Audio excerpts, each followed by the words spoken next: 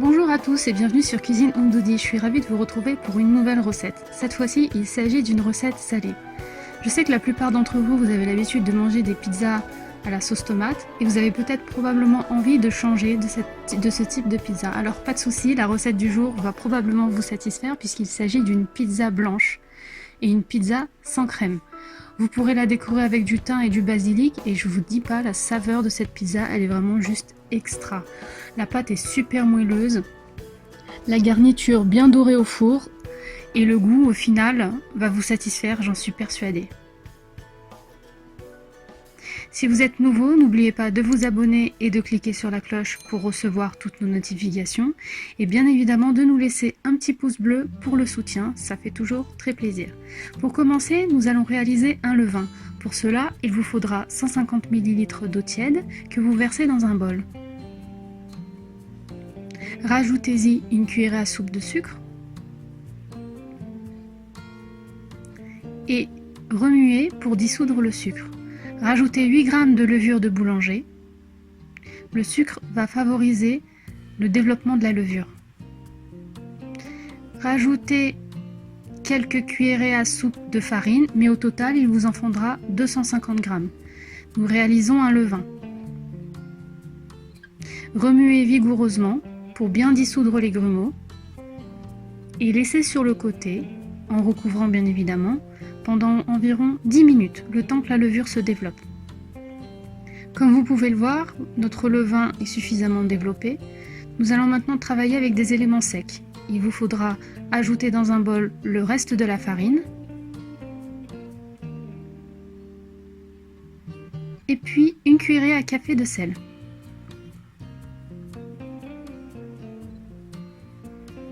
Ajoutez 2 cuillères à soupe d'huile d'olive de préférence et commencez à remuer pour bien faire pénétrer l'huile dans la farine. Rajoutez-y votre levain qui est à lever et puis remuez avec une spatule ou avec les doigts les éléments secs avec le liquide. L'idée, c'est d'obtenir au final une pâte bien homogène que vous pourrez travailler. Là, il faut utiliser vos mains. Une fois que vous avez réussi à ramasser toute votre pâte, posez-la sur votre plan de travail et pour qu'elle soit bien lisse, travaillez-la pendant environ 5 minutes. C'est du sport.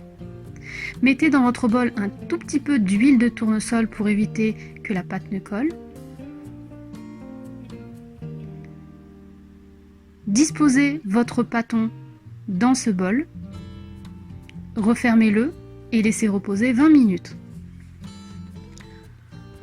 Sur une plaque de cuisson sur laquelle vous avez déposé du papier sulfurisé pour éviter que la pâte ne colle, déposez votre pâte, dégazez-la, aplatissez-la de la longueur ou de la taille de votre choix, c'est comme vous souhaitez.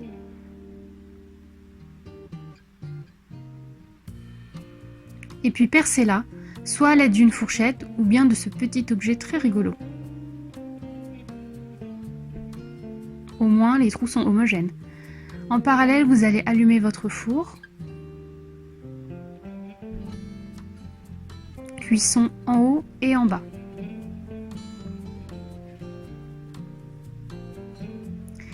Dans une poêle, déposez 2 cuillerées à soupe de beurre que vous allez faire fondre. Et rajoutez-y 2 gousses d'ail écrasées. Veillez à ce que votre beurre ne brûle pas et faites revenir votre ail dans ce beurre bien chaud.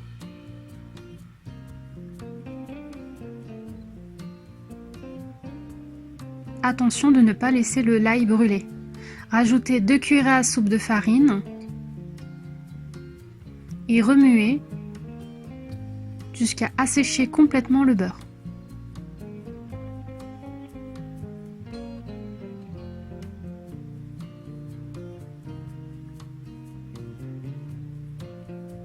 Rajoutez 200 ml de lait et donc vous vous doutez bien que ces ingrédients nous permettent de préparer une béchamel. Salée et poivrée à votre convenance.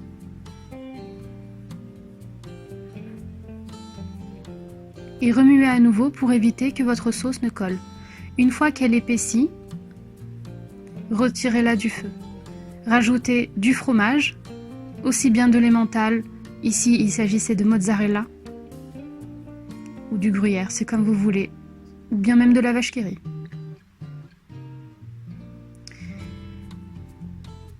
Déposez votre préparation fromagère sur votre pâte à pizza et veillez à bien l'étaler en évitant les bords. Enfournez le tout 13 à 14 minutes à 200 degrés. Si cette recette vous plaît, n'oubliez pas de vous abonner et de cliquer sur la cloche pour recevoir toutes nos prochaines réalisations. Et bien évidemment, de nous laisser un petit pouce bleu pour le soutien. Au final, vous pourrez obtenir cette délicieuse pizza que vous pourrez décorer avec ici des feuilles de basilic et de thym frais. C'est une pizza très facile à réaliser comme vous pouvez le voir, nous n'avons pas utilisé de crème et en plus de ça la pâte est extrêmement moelleuse.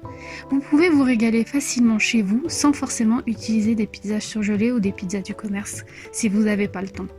Cette pizza vous ravira, elle ravira aussi vos enfants que tous les membres de votre famille.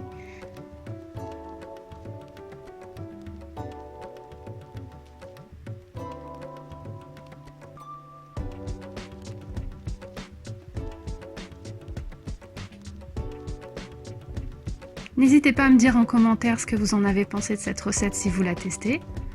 En tout cas, nous, elle a disparu très rapidement.